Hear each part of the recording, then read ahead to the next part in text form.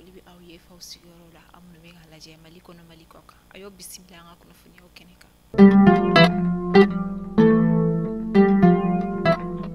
Kunnafoni daminɛ la kunungo alamisa utukalo tile 21 Burkina Faso minisiri ɲɛmani o ye Monsieur Rimtalba Jean-Emmanuel Ouedraogo ye ale ye senabɔli kɛ kana an ka jamana kɔnɔna la. Senabɔli min okumu na ani an ka jamana ɲɛma General d'Armée Assimi Goïta o ye a bisimila wa ni sigi ka kuma tɛmɛna u ni ɲɔgɔn cɛ. Kɛnɛ min kan an ka jamana minisiri ɲɛma Abdoulaye Maïga fana tun bɛ nin nɔ.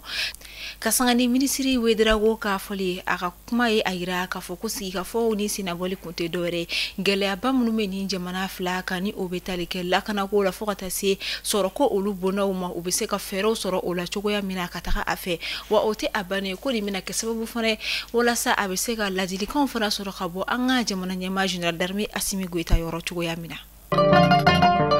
An bɛ to yesi kunnafoniyaw kɔnɔna la an bɛ taa Burkina Faso hali bi Burkina Faso jamanaden bɛ ni ale tɔgɔ Alino Faso ni a dɔnnen don kosɛbɛ ni faso lafasali ye min faso kanu ye ni saya ye ale sɔrɔ ka to Côte d'Ivoire jamana kɔnɔna la kaso la min na Côte d'Ivoire jamana ɲɛmaaw ye a yira k'a fɔ ko Alino Faso kɔni ye dansigi kɛ a yɛrɛ ka ɲɛnamaya de la ni o kɔrɔ ye ko a y'a yɛrɛ faga de ka sanga ni juillet kalo tile 24 tɛmɛnen min na a su yɛrɛ kɔni taara ka kunsini a ye Burkina Faso jamana kɔnɔ a fa jamana yɛrɛ o kɔni na o okumu kɔnɔna la fɛn min ye Burkina Faso jamana kɔni ye a yira k'a fɔ k'u bɛna tile 3 tasi bila kɛ ka taa Alino Faso yɛrɛ kɔni ka da ka faso den ɲuman kunu wa a ye a ka jamana yɛrɛ fana o kanu min yɛrɛ okumu kɔnɔna la a yirala k'a fɔ kunungo alamisa utukalo tile 10 ani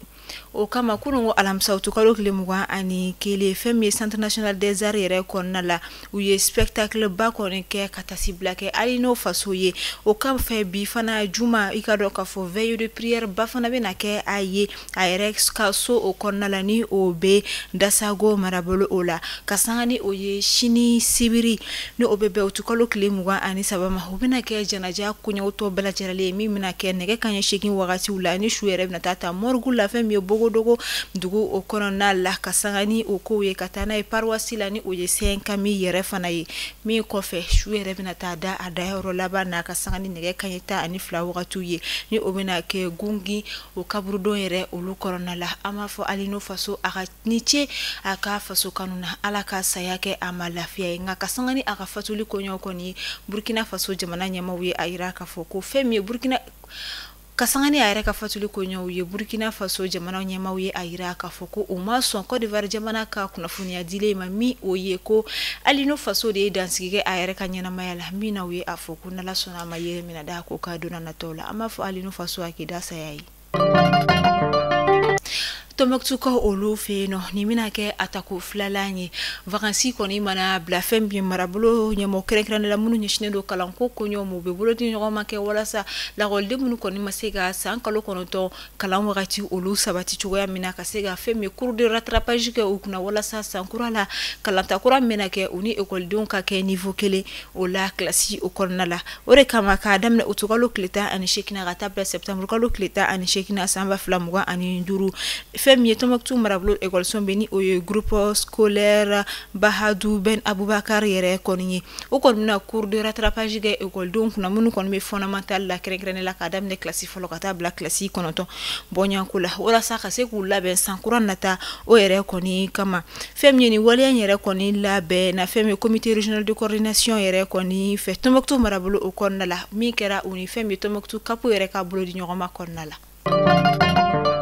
Amita Mayina kɔnɔna la ni y'a dɔgɔkun kelen bɔɲanko ye Mayina ale kɔni tigɛlen don ka bɔ Bamako la ka sabu kɔni kɛ sira min bɛ u kala ɲɔgɔn na o sira olu cɛni ko yɛrɛ o kɔni ye fɛn min ka dɔn k'a fɔ Mayina ni ale bɛ Bafulabe marabolo kɔnɔna la ni dugumaw yɛrɛ kɔni bɛ dekun kɔnɔna la kosɛbɛ ka da ka sira kɔni tiɲɛna min kɛra sababu ye ka taga ni ka segin kɔni nɔgɔya kɛrɛnkɛrɛnnen la jagokɛlaw olu yɛrɛ kɔni ni ɲɔgɔn cɛ a yɛrɛ yirala k'a fɔ fɛn min ye sira min tiɲɛna o de bɛ tali kɛ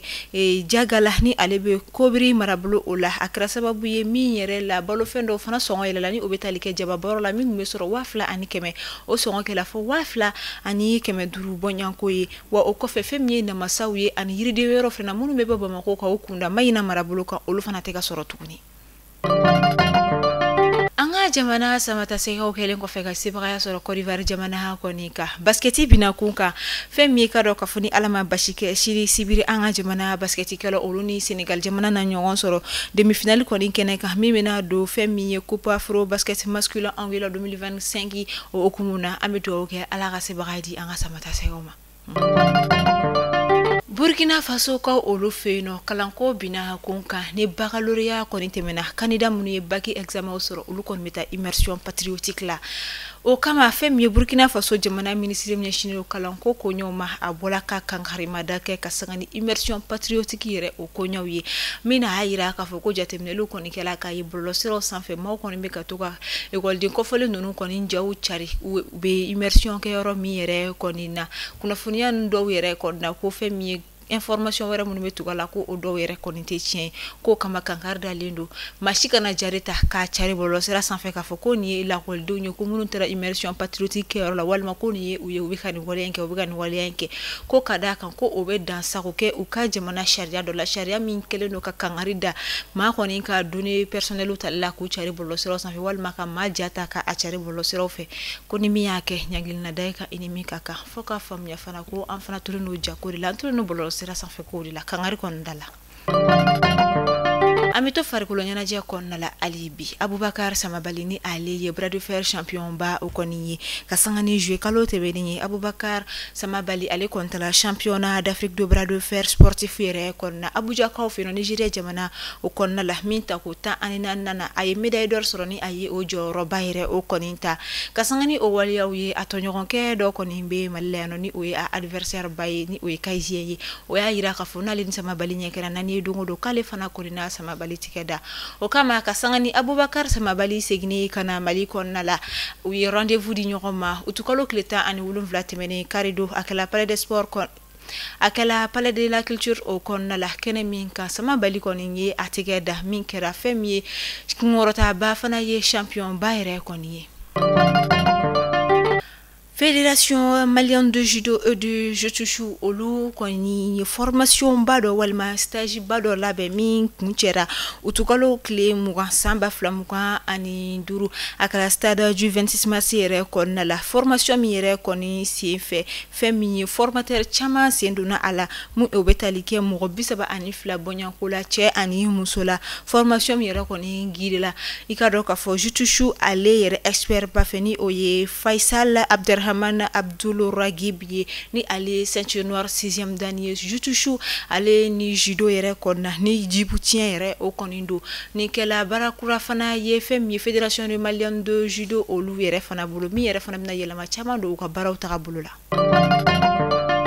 mali kuna funi bolo sala jaba ko nunu ne bidanski ke awka bi kuna funi ola amba fo akala mel ko nyumana ka do donke kata Burkina Faso jamana dinye ka do donke kata sahilien yi alino faso alaka sayake ama lafiya